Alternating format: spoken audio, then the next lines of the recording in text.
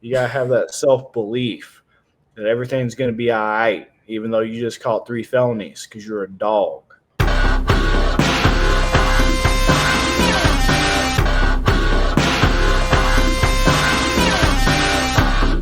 Welcome back to Tapping Vegas, brought to you by Better and Green. Today we're breaking down Perez versus Taira. We took a week off because the studio, the lab, had to be moved. So we took last week off so we could get the lab put back together. But Bobby, we did pretty well last time we were on here. How'd we do? Yes, last time we were on here was UFC 302, Makhachev versus Poirier. We correctly predicted Makhachev would sub Dustin Poirier. I ended up correctly predicting that Strickland would return to vintage Strickland and indeed have a boring ass, fucking dull, uneventful, horrible fight against Paulo Costa. Hit on our haymaker, Kevin Holland by sub. Yeah. Extremely easy. Round one, easy money, easy work for bettors that listen to us. And for Kevin Holland with a sub, it was, I believe, at like a plus 300 something at the time that you cashed out if you're smart enough to listen. And let's see, I was wrong about Randy Brown, but you were right, so that covered that. Yes, and sir. then I think our only other fight was Jelton Almeida and Romanov. I was wrong, but you covered right on that.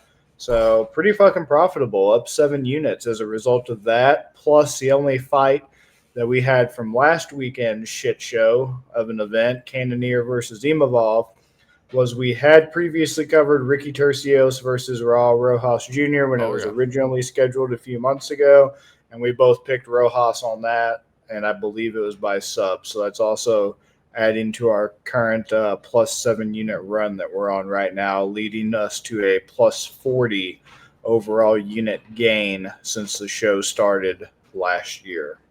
We're doing pretty decent. We're starting to heat up again here, Bobby. We got 5 fights that are breaking down that are going to probably be pretty looked at by sports bettors all around. Why don't you take this first one? Yeah, this is going to be Josh Quinlan versus Adam Fugitt, and this is going to be one hot fucking steamer of a fight. And these fights are now, we're back again after 302 into the territory of only degenerate gamblers like ourselves, and people watching this show are actually going to give a fuck about these cards and the people presented on these cards. So let's just get right into Josh. I look like a weird Mortal Kombat character, Quinlan, and Adam, my last name is Fuckit. So I'd like to start with Josh Quinlan because Josh Quinlan is a very interesting guy in the UFC. And shout out to Jack Slack at Jack Slack MMA on Twitter for this little breakdown. It's entitled Josh Quinlan's Insane UFC Career. 47-second KO win on the Contender Series. Pops for Drostanolon. Turn to a no contest. Gets UFC debut anyway. Pops for, say it with me, kids, dihydrochloromethyltestosterone, but too little to constitute a doping violation. Fights move to 1 week later. So, when it comes to Josh Quinlan, you ready for this impressive shit? Danny Barlow lost in round 3 to him by punches. That was February of this year. Ange Loose Booty. You all are very familiar with our coverage of Loose Booty from a few months ago when he fought. I don't even remember who he fought, but he got his ass kicked. And the guy was very angry because he was kicking his ass, and Loose Booty said he got poked in the eye. And it was called a no contest. There we go, Brian Battle. Yeah. Shout out to Brian Battle. All right, so canceled Loose Booty fight. Dropped a unanimous decision to Trey Waters April last year. And then his UFC debut, he won by left hook in round 1. And then we already talked about his Contender Series win that was overturned for a piss-hot test. So, once again, the names are the only things that have changed. He's still approaching his 4th UFC fight, just like Fugitt is. And he is 1-2 in the UFC. So the only thing that's changed is the names. The result's still the same for both of these guys. They're both 1-2 in the fucking UFC, having been finished, just being dominated. This is both of their fucking 4th fights, and it doesn't take a rocket scientist to see that this is bad news for both of them. And I really have no fucking clue how this fight is going to go as a result of just how absolutely fucking horrible both guys are. So the only thing that I have to go off of is the odds, which currently, according to DraftKings, have Quinlan as a minus 125 and Fugitt as a plus 105. And at this point, I'm going Fugitt just simply because he's the underdog and just simply because I'm trying to ride the dog where I can to keep increasing those units each and every week. And hey, if you don't like it, I don't know what to tell you. I'm giving you sound rational logic for why I'm choosing the guy. It's fucking terrible, and it's an absolutely horrible fight, and there's nothing really to go over here from an intellectual perspective. But it is what it is, and that's just what I got. What do you got, Ben? Sounds like you're saying that it's a coin flip, and you just said fuck it. Yeah, pretty much. Except I didn't say Adam Fugitt. Actually, I did say Adam Fugitt. Fuck it, Fugitt. So, Josh Quinlan, when I was watching some of his tape, the dude, I thought, does he have low hands? Why does he keep getting punched in the face so much? He'll have his hands up by his face, and people just punch straight through his guard. The dude has no defense. I looked at his UFC stats for strike defense. He's under 50%. This dude, he wants to strike, but he's getting hit 2 more times than he's punching. So he's punching around like 4 punches per minute, getting hit around 8. Like this guy, he's taking some damage that he shouldn't be taking if you want to be a primarily a striker. Fugitt averages over 3 takedowns a fight. He's got that reach advantage. Like you said, none of these guys have faced anybody yet. None of them have really impressive records. They're both pretty close in age. This really is a coin flip type fight. If you're looking at Vegas, this is where it gets really, really weird. Josh Quinlan at plus 100. He's got 44% of the bets and 92% of the money. Quinlan's now an underdog according to them? I got Quinlan at plus 100 and Fugitt at minus 120. Interesting. Yeah, I just refreshed DraftKings, and DraftKings has Quinlan minus 125, Fugitt plus 105. I'm at a little bit of a different place for the money percentages. So this is probably pulling from someplace else than DraftKings. But gotcha. It's weird that he's getting almost 50% sharp money on Quinlan, which I don't think that there's this big of a difference between these two guys. Whereas Fugitt is the public side at 56% of bets and only 8% of the money. It's just so weird. X-Files. X-Files is without a doubt. I'm kind of like, in that scenario, they don't want to be paying out 92% of the money on, in any fight that's going to be like even money. They're hoping that Fugitt wins too, so gosh, but that's a lot of sharp money coming in on Quinlan. That's really hard to ignore. But, Bobby, I think I'm going to be with you, though. I think I'm going to have to ignore it and be on the side. It's the public side, but it's also the Vegas side. So you don't see that super often like this, especially in one it's pretty much a pick'em. So I'll go Fugitt as well. I think people are just seriously probably putting money on Quinlan because he has popped for performance-enhancing drugs twice now. That's the only explanation I can logically come up with. Well, do they know that he's doing it again? Because let me know. I think it probably is. I mean, it's a safe bet at this point. If you've popped twice and you basically haven't been punished, you'd be stupid to not try to get away a third time. Yeah. We're going to move on to the next fight. We got Jimmy Flick versus Nathan Maness. Jimmy Flick, decent grappling in a sub game, low volume striker. He's one of those like jiu-jitsu guys that gets a lot of takedowns and then will go to his back. Part of that's part of the sub game.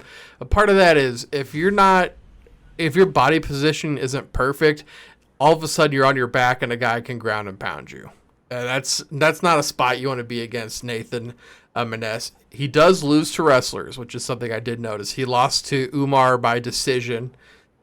He's got KO power, which I don't think we've seen as much from Jimmy Flick. And the takedown defense, which I think would be the game changer in this fight. I believe he's over 75% takedown defense, whereas Jimmy Flick, his takedown percentage was high 30s. If Maness can stay away from being taken down and just rode out, I think he can win this. He's at minus 395 where I was. I'm not exactly sure what he is on DraftKings, which we will use the DraftKings numbers for the graphics, so I apologize for that. But he's just a huge favorite. And then also looking at betting percentage of money-wise, he's got 96% of the bets and 97% of the money. So everybody thinks this guy's going to win. I think that with these odds, I think this is a lot closer fight than the odds are implying. But I am going to agree with Nathan Maness. That's hard because it kind of feels like it could go to decision. But I think at minus 395, you have to take the top off of that somehow. I think I will go the Maness by knockout, either knocking him out on his feet or what I think is more likely that Flick tries to take it to the ground and gets ground and pounded to a TKO. What do you think, Bobby? I think you're not far off on that. It's just I'm not impressed with Nate Maines, whatever the fuck his name is.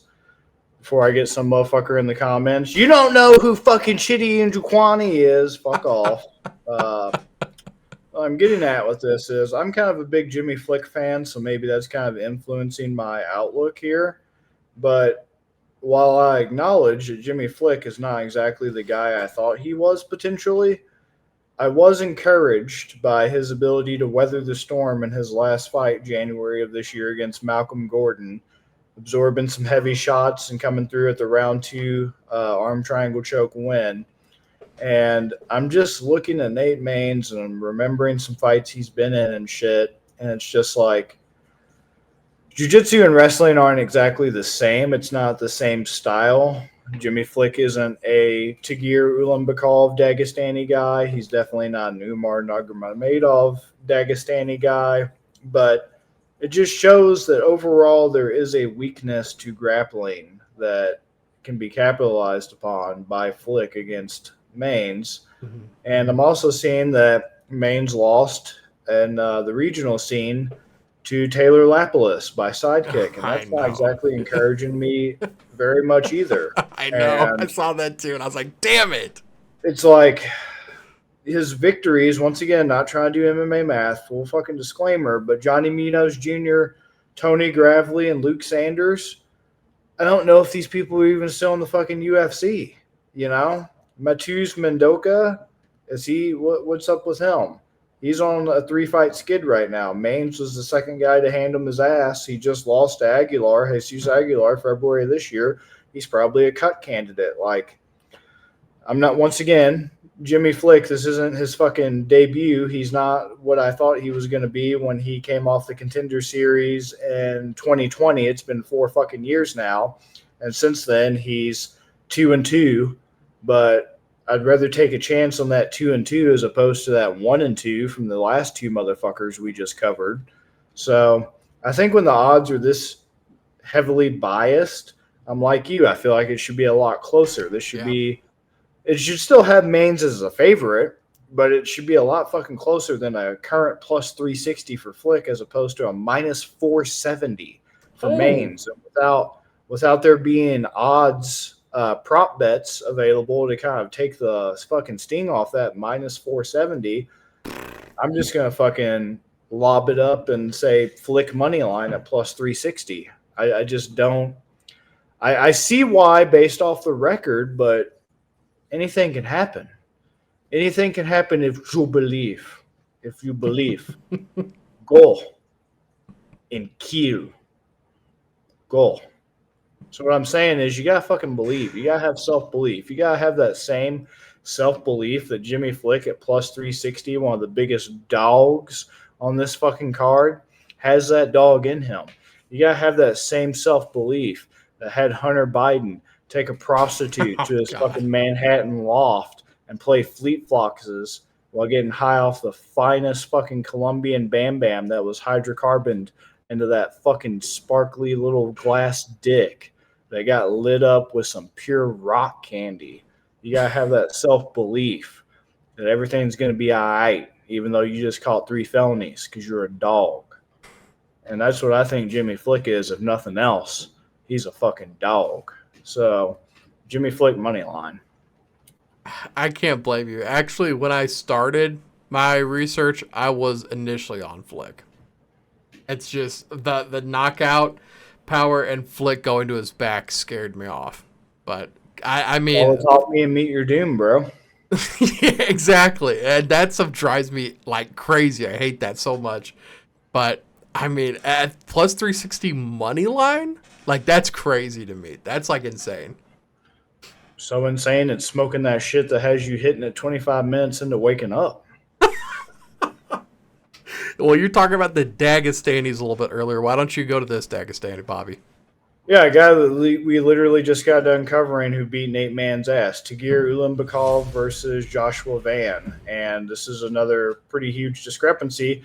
But once again, more evidence to be on Jimmy Flick. This should probably be the biggest discrepancy on the card. But right now, Tagir is only a minus 225 and Van's a plus 185. This should have fucking Jimmy Flick, Nate Mann's odds to me, because Tagir is the same guy coming out of that camp of Islam Makhachev, Habib Nurmagomedov, Umar, all those guys. That is where Tagir is coming out of, and he has the credentials. He's not like I forget the one Nurmagomedov that always gets fucking ragged on by the rest of the family because he just wants to play Counter-Strike and shit, and he actually is really terrible, and he's just a big fucking disappointment. I'll think of it in a minute. But as I'm going along, so Tagir, this is his first fight of 2024. 2023, he killed Cody Durden. All right, that's fucking impressive, man. All right, killing Cody Durden, it's not fucking impressive, but you get the point. So he's got a win over Cody Durden. And I'm saying it's impressive, though, because last time he beat Jake Hadley, unfortunately, and we covered that fight, so I'm a little salty. But what I'm getting at is Tagir choked his ass out round 2 when they fought last December. 2022, he choked out Nate Maness in round 1. Biggest thing, and I remember watching this fight live, and it was 2 years ago, so I'm trying to remember the fine details of it. His biggest blemish is he lost to Tim Elliott by unanimous decision. Yeah. And that was very, very sketchy. And from my memory from 2 years ago, it was a very controversial decision.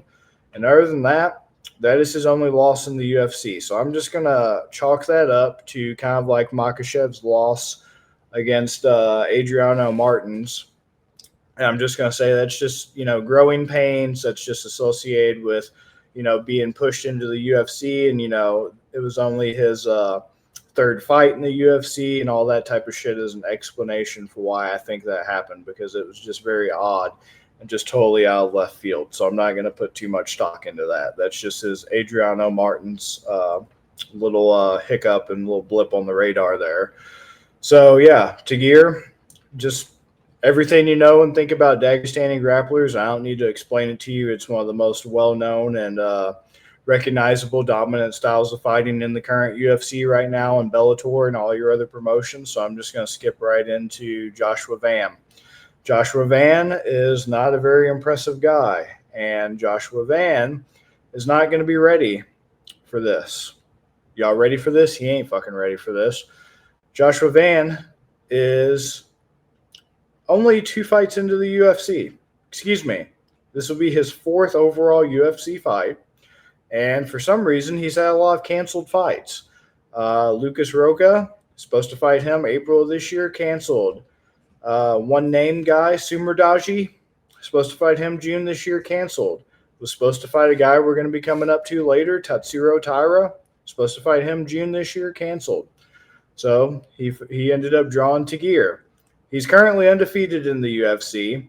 Zhalgus Zalmagomedov split decision win in his debut. Unanimous decision win against Kevin Borjas. Felipe Buns, ground and pound, round 2 win. So currently undefeated in the UFC, suffering from inactivity as a result of all these canceled fights. But it just boils down to Joshua Van is just not going to be nearly as good as Tagir Ulanbekov, because Tagir Ulanbekov, I firmly believe, is just as good as the rest of his camp. He's just as good as Makhachev, is just as good as Umar, is just as good as Usman, is just as good as et cetera, et cetera. And when you just kind of other than the Counter-Strike fucking Nurmagomedov, when you just put a member of that MMA royal fucking family up against, a regular fucking Joe Schmo just 4 fights into the UFC, I'm going to go with him. And I just don't think there's going to be anything that Joshua Van is going to be able to do to stave off the fucking takedowns and to be able to stave off the grappling. And I don't know. In his whole pro career, he's actually only had one loss, Joshua Van has. He's 10-1. That one loss, round 2 rear naked choke. I'm actually going to say that Tagir won't just be a wet blanket. I'm going to say Tagir will do a sub on Joshua Van. And yeah, at minus 225 for Tagir, plus 185 for Joshua, this is one of those fights you need to take advantage of. And we don't have prop bets, but go ahead and put money on Tagir sub to take the sting off that minus 225 and take advantage of the fact this doesn't have stupid fucking odds like Flick and Nate. What do you got? Joshua Van, that sounds like if you're playing like a UFC video game and you're in the year like 2045 and it's the new upcoming guy, Joshua Van, you face, and it's just the generic one, body, face, hair, just like some fake made up video game guy. Like the dude his name doesn't sound real. And the dude, I agree with you. I don't feel like he's a real fighter. I don't feel like he's a real threat in the UFC. He's very active. He's a very active striker, but he hasn't faced anyone. And it looks like he has a whole bunch of knockouts. Like knockouts are the main way he gets his wins.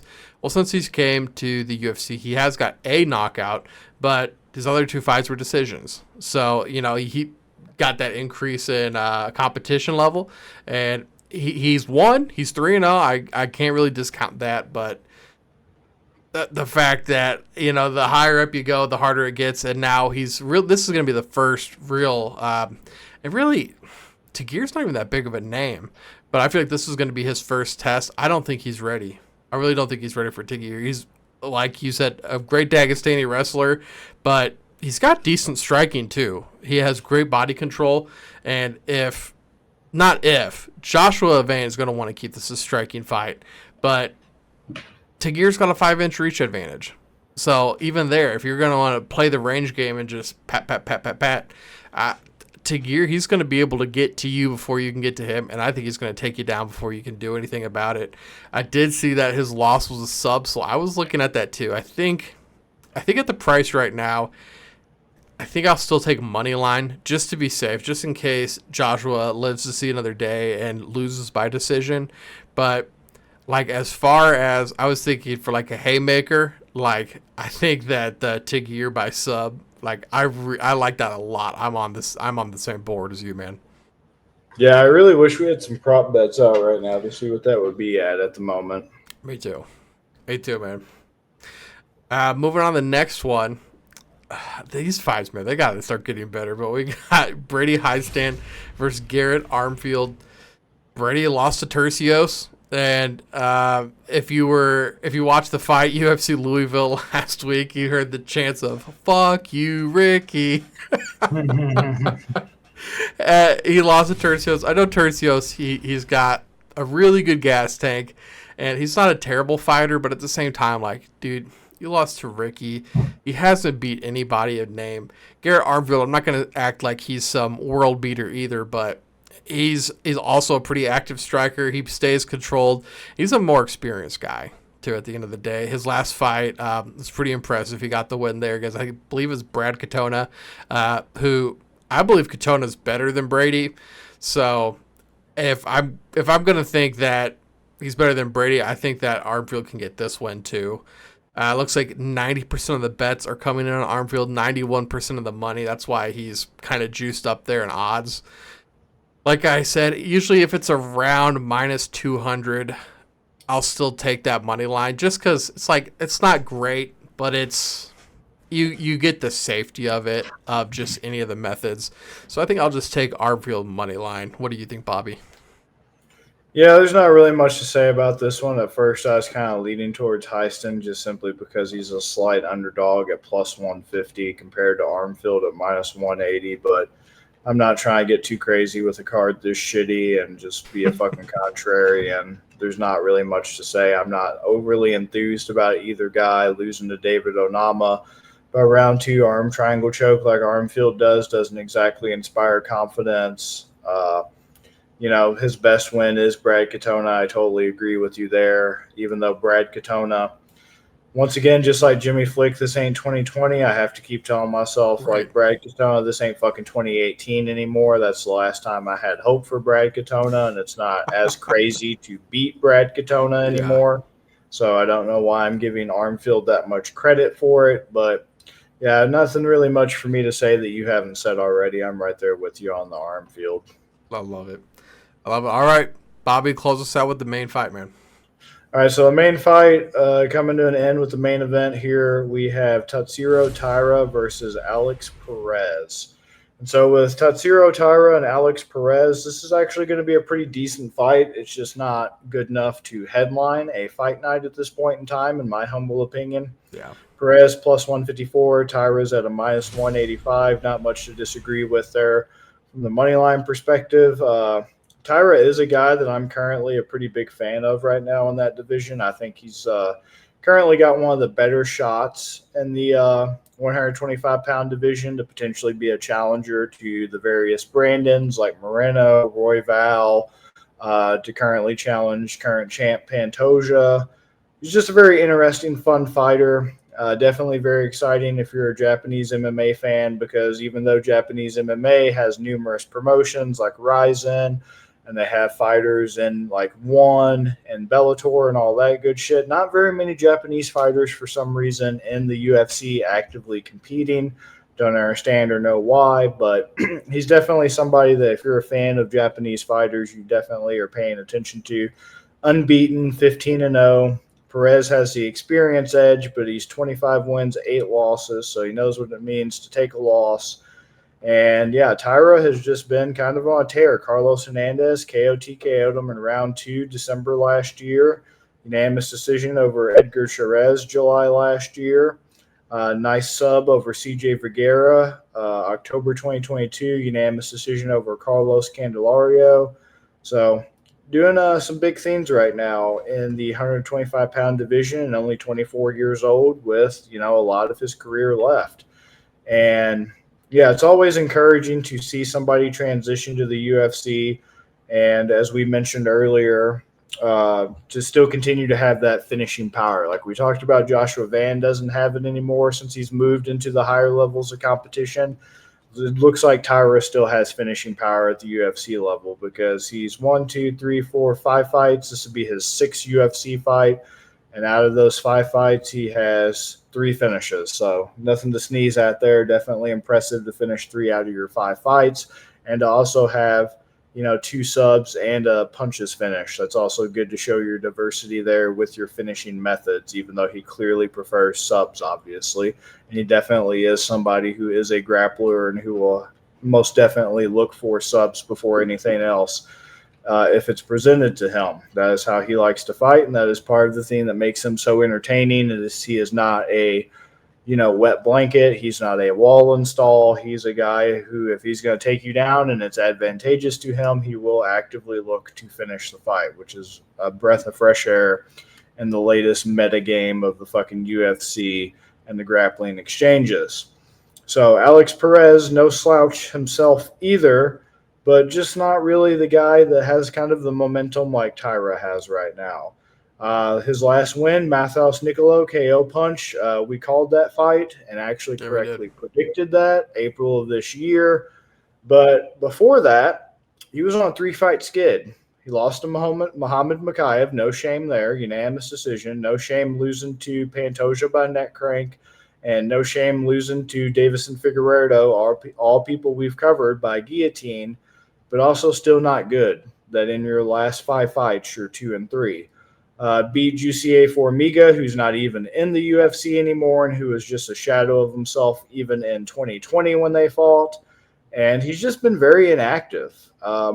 Once again, we've talked about guys like this before. I forget the guy that we talked about last time, but how the fuck do you have more fights in the COVID era than you do since then? You had 3 2020 fights, 1 fight in 2022, and then 2 fights in 2024. It doesn't make sense.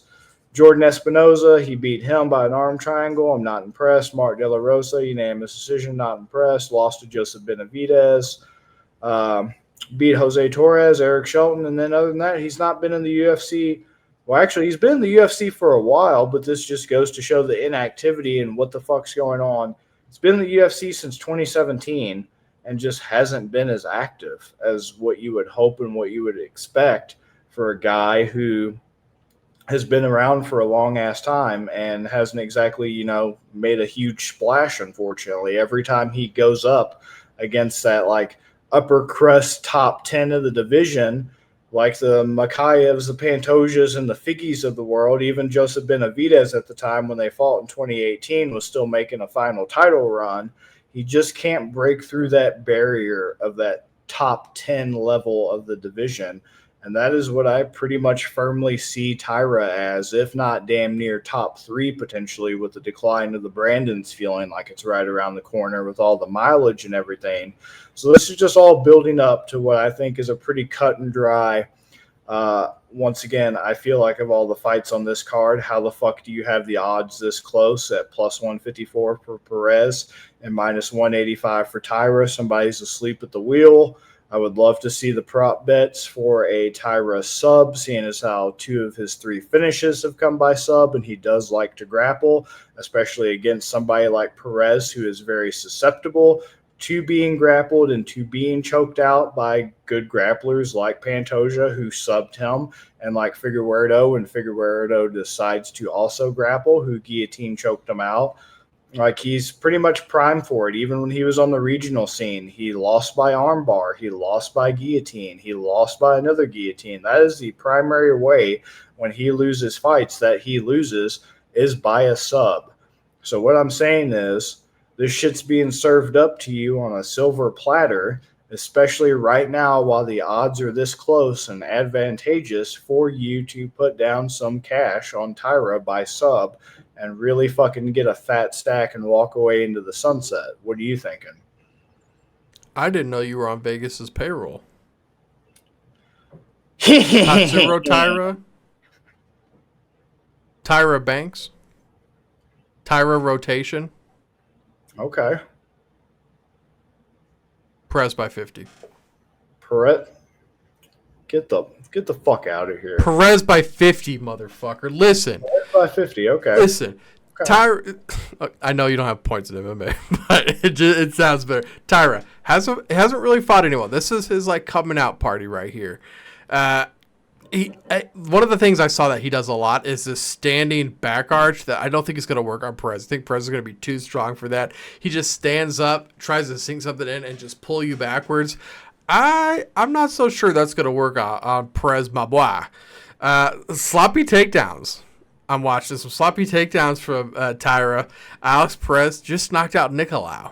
And Nicolau, he has way more experience than Taira had. I think Nicolau's better. He had a decision loss versus Makayev. Makayev, I think at that point, had finished everybody. I think that was the first time Makayev the first time he did go to decision. So I was pretty impressed by him there. He's became very active. He's got a lot more experience against better guys, like you said. He's the underdog. 22% of bets, 15% of money. So money's pouring in on Taira because they're just like you, who is currently employed by Vegas. They're like, oh my God, these odds are so close. I'm going to go on Taira. He's 15-0. He's so good. Shame on you, Bobby. Wowzers. You didn't expect that, did you? I did not. Wowzers. Bobby, what are you thinking for the haymaker today? Let's see. Fuck. It's either Flick or Taira.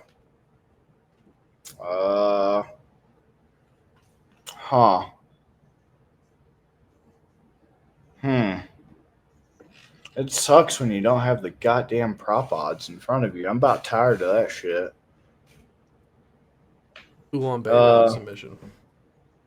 Huh? Tagir submission. Tagir sub? Tagir sub. That'd be a good one, too. Like I said, it just sucks when I have 3 to choose from and no idea how to differentiate them. I know. Fuck it. Tagir sub. Tagir sub. When I don't have numbers in front of me to draw from, I'll just say Tagir sub. I was hoping that you would pick something else, so then I could just either cut this part out or I could leave it in. Depends on what happens. Oh yeah, the old viewer special there. Yeah, yeah. I mean, why not, right? We had 70 views, I think, before the fights, and then over 300 after the fights. Yeah, at least people decided to tune in. They did. They're like, man, let me go talk to these dummies, and then, we did pretty good. That's not good for a bunch of hate comments. Right, those guys actually know what they're talking about. I had my finger up to say something, and then I stuck it up my ass instead, where it really belongs. Bobby, you got anything else before we get out of here, man? My Twitter's been popping off lately, so follow along. Right now, there's a lot of late-breaking news that I'm delivering regarding UFC 303, which is in like 18 days or something, with Conor McGregor and Michael Chandler. Right now, the latest update I posted is there's a promotional newcomer, Jasa Onfrey, who's looking to take the place of either McGregor or Chandler. And he's going to have some trouble making weight, but he should be a very entertaining fighter if he's needed to step up to the plate. There's currently rumors right now that Chandler was objecting to a stipulation that McGregor wanted to include in the fight contract that stated if Conor won, he would have a legal and binding adoption of Michael Chandler, with Michael Chandler wearing blackface for the occasion. So I think that is something that is holding up negotiations right now. And for the second time in 2 weeks is kind of putting the status of that fight in jeopardy, along with the voice messages that Conor has supposedly been leaving Michael Chandler. Reports state that those voice messages consisted of somebody who sounds like they're under the influence with a heavy accent saying, "Adopt me, you little fool! Adopt me! I'm black from the belly button down." And it's just really a lot of harassment that Michael Chandler's facing. And I hope he keeps on walking, and I'll see him at the top, Absolutely, man. I'm happy that we get through this card, and then we got Whitaker, Chimaev, and then hopefully we get the McGregor fight. I mean, fingers crossed. It's been kind of dramatic, but you've been a must-follow lately on Twitter. People are going to you for their MMA advice to know what's happening in the MMA world. Bobby, thank you for joining, man. Guys, I'm flashing up on the screen real quick. If you're into fantasy football, we're partnered with DraftKits again this year. Use our code that's on the screen. Also, if you haven't, check out Sharps. It's a social media platform for sports bettors, so make sure you guys check that out. It's really, really neat. We like it over there. We post our plays. I'm not trying to brag or anything, and I think I said this maybe in the last one, but I have the Celtics to win the NBA Finals and Panthers to win the NHL Finals from before the playoffs started. Boy, it's looking like both those by cash right now. They're both at 2-0. So my fingers are crossed. Hopefully you guys tailed me over on the app. And besides that, guys, that's going to do it. We'll be back next week with more Tapping Vegas. Thank you for watching. Peace, guys. Thank you. Peace.